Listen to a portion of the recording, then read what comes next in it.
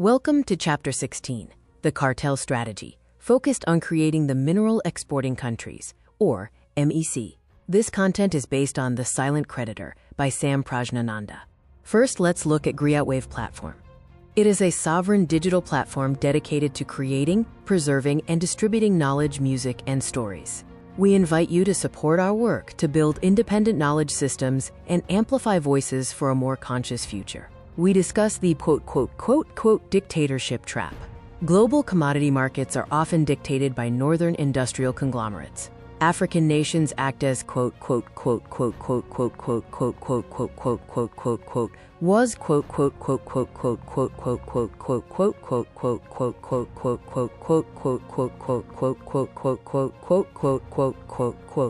prices and astronomical tax holidays for foreign giants. The historical precedent is OPEC. In 1960, OPEC transformed, price takers into price makers, reframing energy resources as strategic levers. Africa now faces a similar opportunity with 21st century green minerals. Defining the MEC, or Mineral Exporting Countries, involves moving from fragmented weakness to collective bargaining power. The goal is not just higher prices, but forcing industrial migration, meaning the world must build factories on African soil to access the choke point.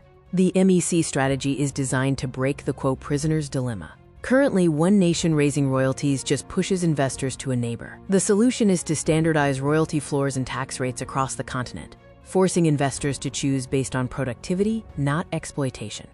The refinery mandate is the MEC's most powerful tool, a collective export ban on raw ore. This involves a 7-year industrial sunset of increasing taxes on raw exports until a total ban, compelling the global north to bring refining technology and capital to Africa.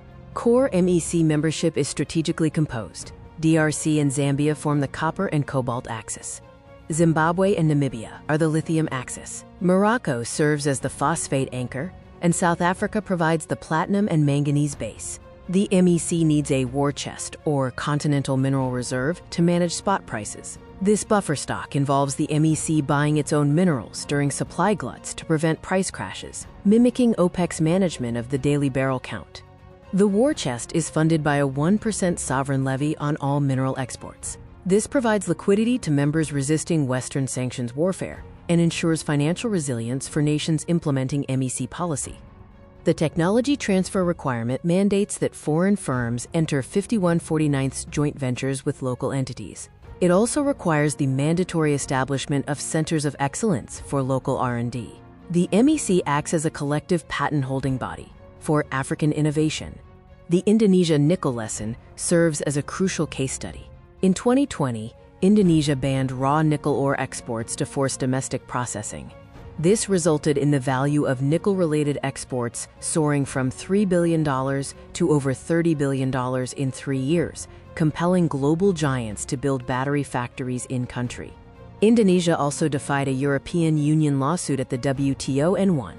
This shows that if one nation can succeed, a united African front would be unstoppable. Strategic defiance is presented as the path to industrialization.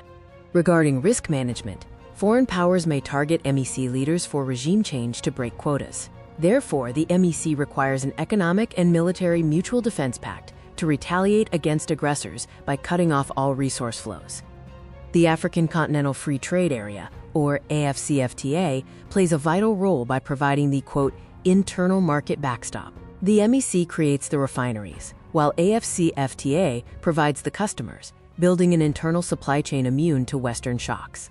In conclusion, command, don't ask. The global north is facing energy panic and needs African atoms. The MEC creates the reality of dependency. The strategy is to stop asking for fair trade and start commanding it.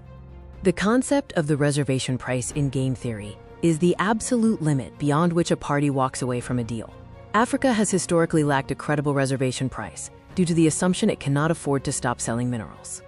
Strategic action steps include convening the Kolwezi Summit to establish the MEC framework, launching a continental mineral exchange to set prices in Africa, and implementing the transparency ledger using blockchain to track ore. To help others find this content, please like this video, subscribe, and hit the bell icon so you never miss a deep dive. Finally, Share this with a friend or colleague who needs to see this information. For further exploration of this topic, please scan the QR code displayed on the screen.